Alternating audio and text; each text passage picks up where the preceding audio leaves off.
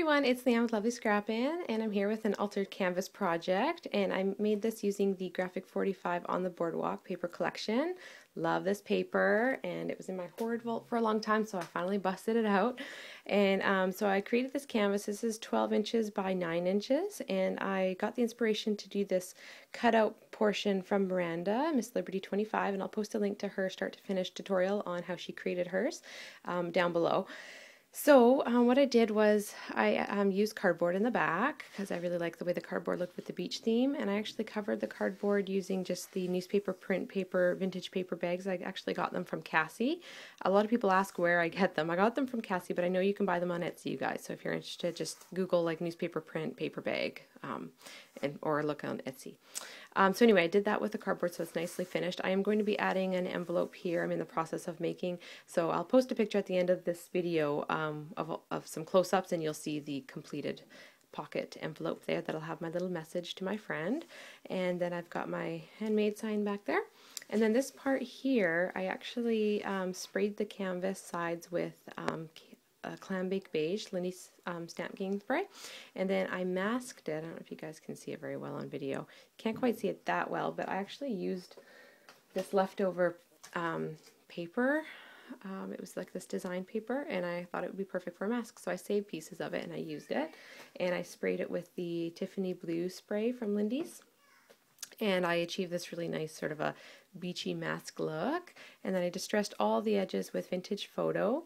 I covered the canvas before ripping it with just, here, I'll grab it, it's just right here. This, it's the Sand and Tear by Coordinations, and it's black, and then when you sand it and distress it, the core is this nice tan color, so I really like how that looked. So I sanded a bunch of the spots near the edges because I knew those would be shown. So you can't quite pick it up on camera very well, and then I went over with some gesso in different spots to really kind of make it look whitewashed. And then the back itself on the cardboard, I just sort of went in random areas with white gesso and black acrylic paint, and then I tore some paper from the paper line and put it in random spots.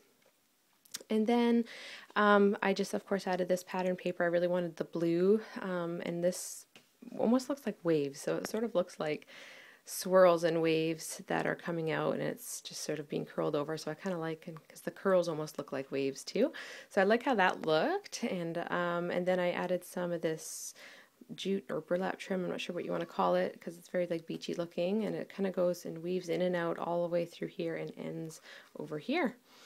And then so I'll start with this corner. So I made some flowers out of the paper collection, some big roses here. I rolled some book paper roses here and put those there.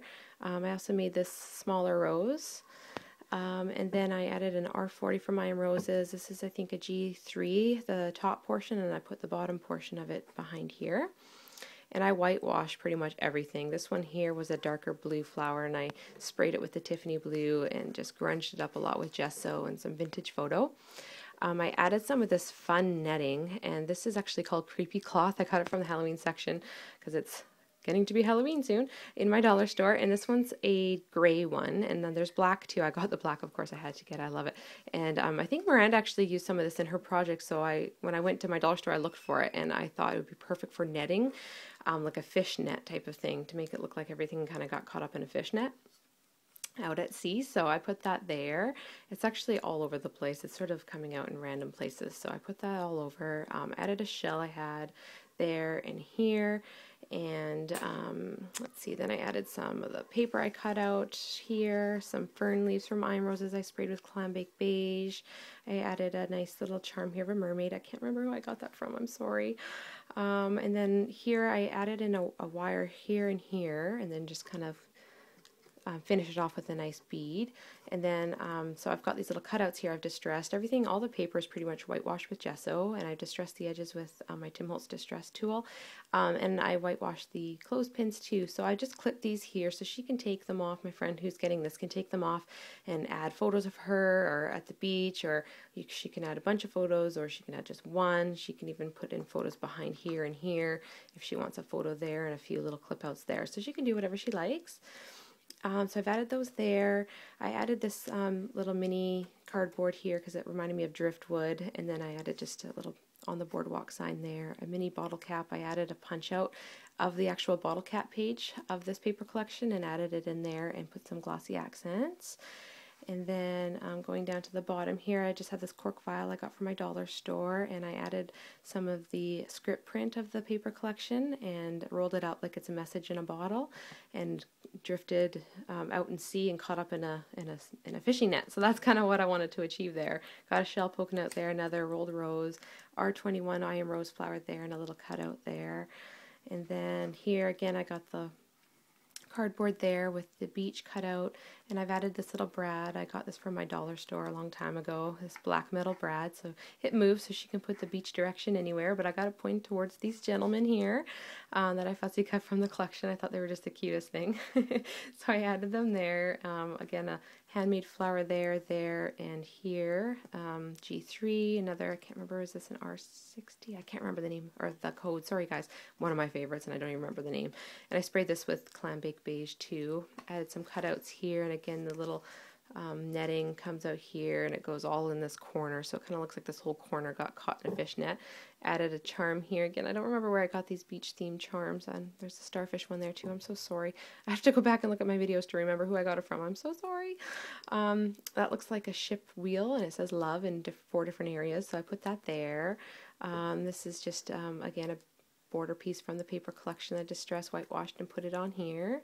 And then another shell. This is a bunched rope that I got from Tina recently. Oh my gosh, I love it. It went perfect with this. So thank you so much, Tina.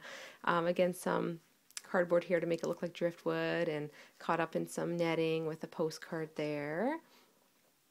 So that's pretty much all that is. And yeah, this is all dimensional. These guys are popped up, so there's a lot of space back there, a lot of space back here too. And I think I covered it all. I hope I did. More fern leaves here. I sprayed with Clam Bake Beige. But anyways, you guys, that's the canvas going to my friend who loves the beach theme. So I really, really hope she enjoys this. And yeah, let me know what you think. Leave a comment. And yeah, if you have any questions, let me know. Thanks everybody for watching. Take care. Bye now.